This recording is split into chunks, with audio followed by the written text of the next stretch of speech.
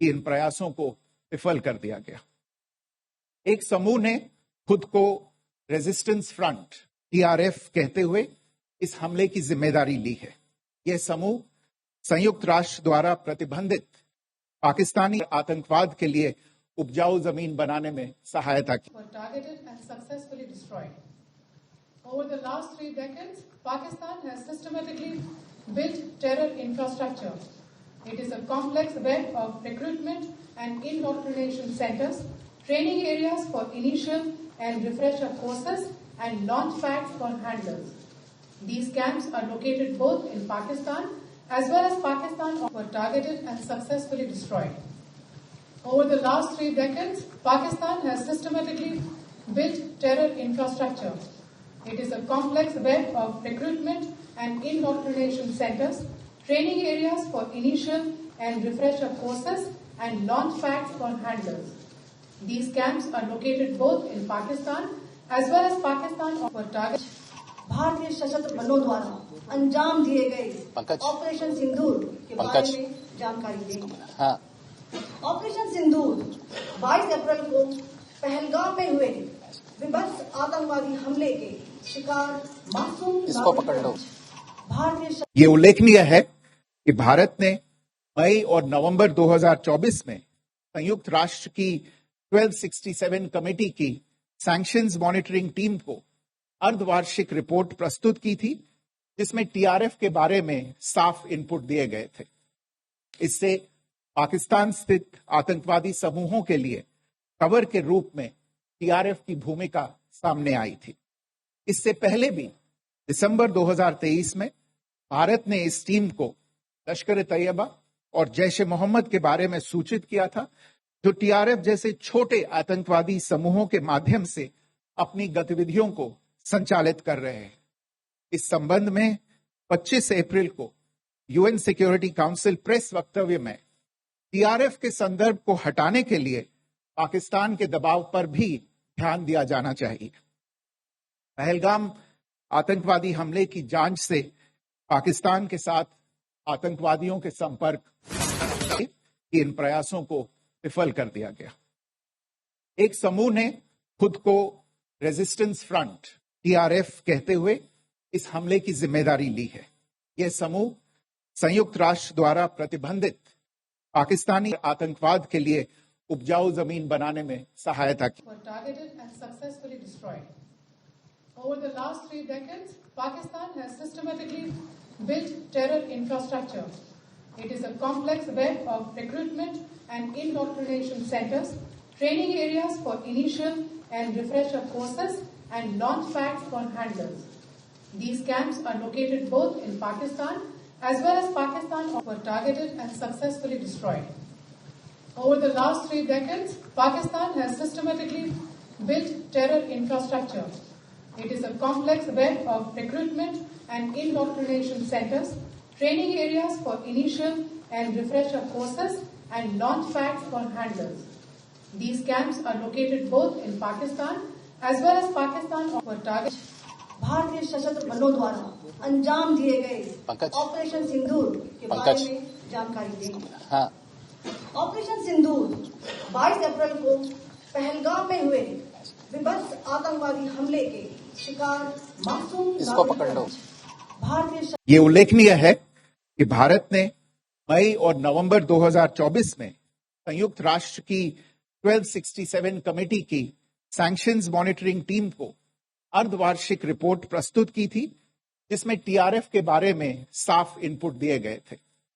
इससे पाकिस्तान स्थित आतंकवादी समूहों के लिए कवर के रूप में टीआरएफ की भूमिका सामने आई थी। इससे पहले भी दिसंबर 2023 में भारत ने इस टीम को लश्कर-ए-तैयबा और जैश-ए-मोहम्मद के बारे में सूचित किया था, जो टीआरएफ जैसे छोटे आतंकवादी समूहों के माध्यम से अपनी गतिविधियों को संचालित कर रहे हैं। इस संबंध में 25 अप्रैल को यूएन सिक्योरिटी काउंसिल प्रेस वक्तव्य में टीआरएफ के संदर्भ को हटाने के लिए पाकिस्तान के दबाव पर भी ध्यान दिया जाना चाहिए।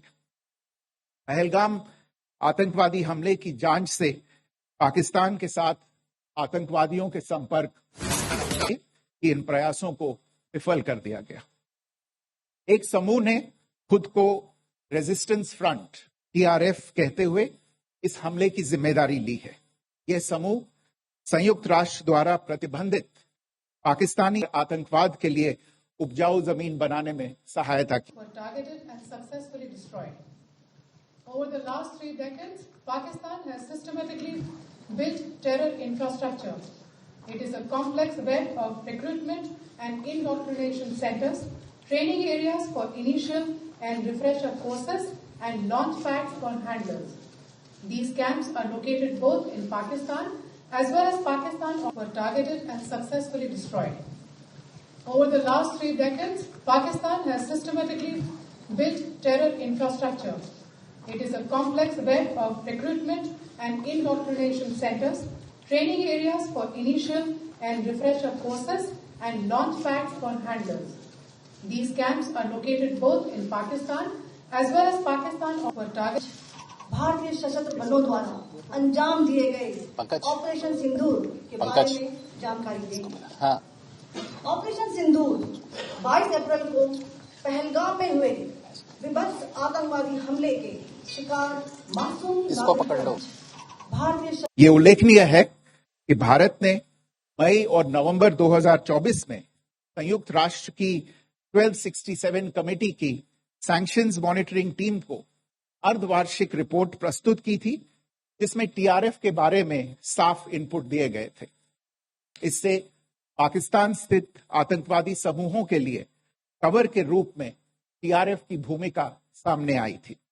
इससे पहले भी दिसंबर 2023 में भारत ने इस टीम को लश्कर-ए-तैयबा और जैश-ए-मोहम्मद के बारे में सूचित किया था, जो टीआरएफ जैसे छोटे आतंकवादी समूहों के माध्यम से अपनी गतिविधियों को संचालित कर रहे हैं।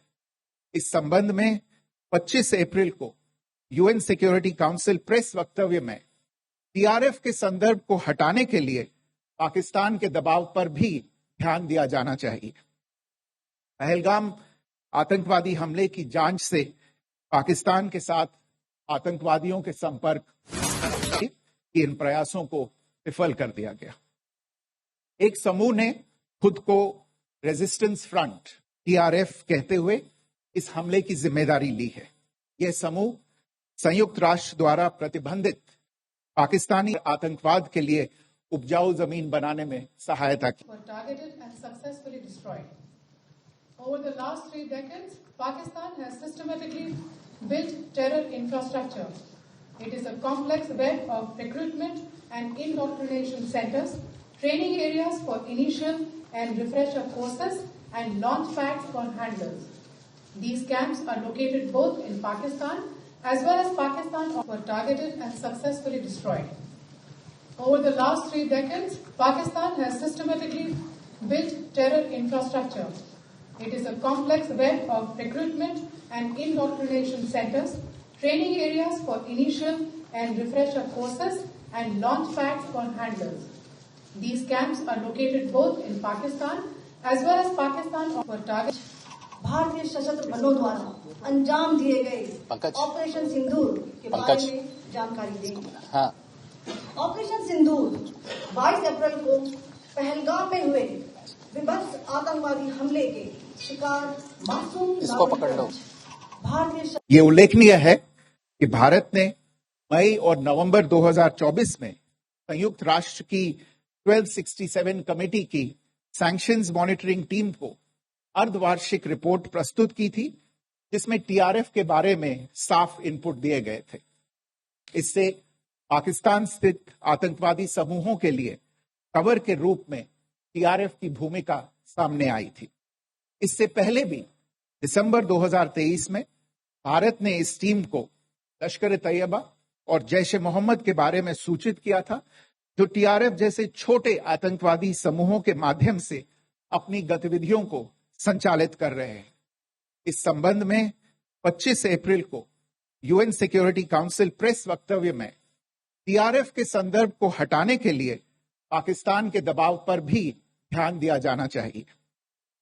पहलगाम आतंकवादी हमले की जांच से पाकिस्तान के साथ